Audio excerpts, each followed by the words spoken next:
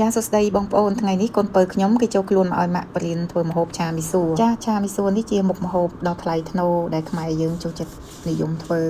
នៅពេលចូលឆ្នាំភ្ជុំអីចឹងណាបងប្អូនជួបជុំគ្នាហើយយកទៅប្រគេនលោកអីចឹងចាហើយជាពិសេសផងដែរជាម្ហូបដែលប្រចាំតកូលគ្រួសារខ្ញុំចូលចិត្តញ៉ាំតាំងពីប៉ាម៉ាក់ខ្ញុំមករហូតដល់កូនហើយឥឡូវរហូតដល់ចៅគាត់ហ្នឹងចូលចិត្តញ៉ាំដែរមុខម្ហូបនេះជំនាន់ម៉ាក់ខ្ញុំធ្វើមានដាក់គ្រឿងក្នុងដូចជាកោះមាន់អីចឹងណាតែឥឡូវយើងអត់ញ៉ាំយើងអត់ដាក់ទេចាបងប្អូនមុខម្ហូបឆាមីសួរនេះគ្រឿងផ្សំចិត្តចប់ច្រើនណាស់ដែរចាមានមីសួរចាមានស្បែកជ្រូកបំពងផ្សិតត្រចៀកក្តៅហើយនឹងផ្កាចេកអញ្ចឹង3មុខហ្នឹងយើងយកត្រាំទឹកយើងត្រាំទឹកវាផ្សេងគ្នារយៈពេល3ម៉ោងរួចហើយយើងលាងទឹកឲ្យស្អាតហើយស្បែកជ្រូកយកមកហាន់កាត់វាតូចហ្មងហើយផ្សិតត្រចៀកក្តៅហ្នឹងយើងកាត់វាជា2កាលណាតូចពេកអត់ឆ្ងាញ់ទេផ្កាចេកហ្នឹងយើងយកពី3សរសៃមកចងចូលគ្នាក៏បានឬក៏ទុកអញ្ចឹងក៏បានចាហើយនេះពពុះស្ដែកនេះយើងយកឲ្យគេបំពងហើយក៏បានយកអំតន់ពងក៏បានយកមកត្រាំទឹកហើយកាត់ខ្លីៗចាពពុះស្ដែកនេះយើងត្រាំទឹកលឿនទេប្រហែលជា10នាទីអីទៅលាងវាឲ្យស្អាតហើយកាត់ខ្លីៗចាហើយយីហឺនឹងបកានេះយើងមិនបាច់ត្រាំទឹកទេយើងគ្រាន់តែលាងវាស្អាតហើយយីហឺនឹងយកមកកាត់វាតូចៗចាអញ្ចឹងយើងត្រៀមគ្រឿងផ្សំហ្នឹងរួចរាល់អស់ហើយចំណែកមីសួរយើងត្រាំទឹកក្រោយគេយើងត្រាំតែ10នាទីអីទៅបានហើយចាចំណែកស្លឹកខ្ទឹមនេះយើងកាត់វែងញ៉ាំជាមួយឆាមីសួរចាអញ្ចឹងយើងចាប់ផ្ដើមឆាដាក់ខ្លាញ់ឲ្យក្តៅហើយយើងដាក់យីហឺមុនគេពងវាយើងក្រៀមទៅដាក់ខ្ទឹមបាច់ក្រហមពេកទេដាក់ហាយប៊ីចូលទៅសារខ្ទឹមយើងច្រាំកិនរៀងអត់ដែរអញ្ចឹងលីងយីហឺវាក្រៀមទៅវាក្រហមតន់គ្នាដែរអញ្ចឹងនេះយើងដាក់ស្ករត្នោតចូលមកចាហើយនេះកូនពៅអ្នកឆាហើយដាក់សាច់ចូលហើយគ្រឿងទេសនេះក៏យើងលាយឲ្យស្រេចមានទឹកត្រីអំបិលម្សៅទឹកមាន់ប៊ីចេងចាអ្នកបានថតសាច់ឲ្យយើងលីងឲ្យដាច់ទឹកសិនហើយដាក់ផ្សិតជាក្តៅហើយនឹងផ្កាចេក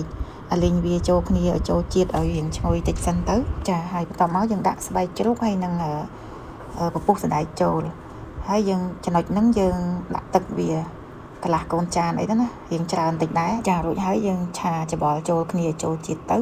យើងទុកឲ្យទឹកហ្នឹងណាពុះវាឲ្យរីងទឹកហ្នឹងទៅវិញឲ្យដាច់ទឹកហ្នឹងវិញអញ្ចឹងធ្វើឲ្យគ្រឿងក្រូវរបស់យើងហ្នឹងចូលជាតិល្អ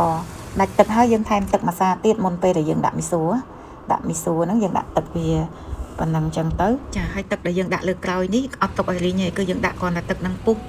ទៅយើងច្បល់ចូលគ្នាទៅយើងដាក់មីសួរហើយច្បល់មីសួរចូលគ្នាទៅឆ្អិនហើយប៉ុណ្ណឹងឆ្អិនហើយបងប្អូនចា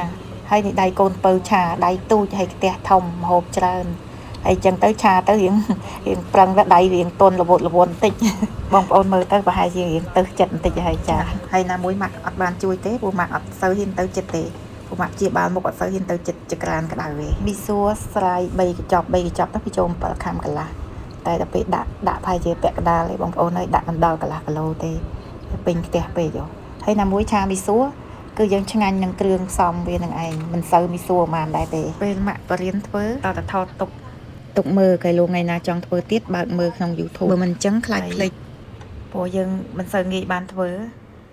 ព្រោះដោយសារគ្រឿងផ្សំបច្ចិតចប់ច្រើនហើយយើងរវល់វាខាតពេលលក់ដូរអញ្ចឹងពេលរៀនធ្វើអីម្ដងតតែថតទុកឲ្យមើលថ្ងៃណាទៅគេចង់ធ្វើខ្លួនគេទៅឆ្អិនហើយបិទភ្លើងហើយរោយស្លឹកខ្ទឹមខ្លះហើយត្រូវជាងគេអា3មុខចុងក្រោយនេះបងប្អូនស្លឹកខ្ទឹមម្រេចអីនិងម្ទេសជ្រូក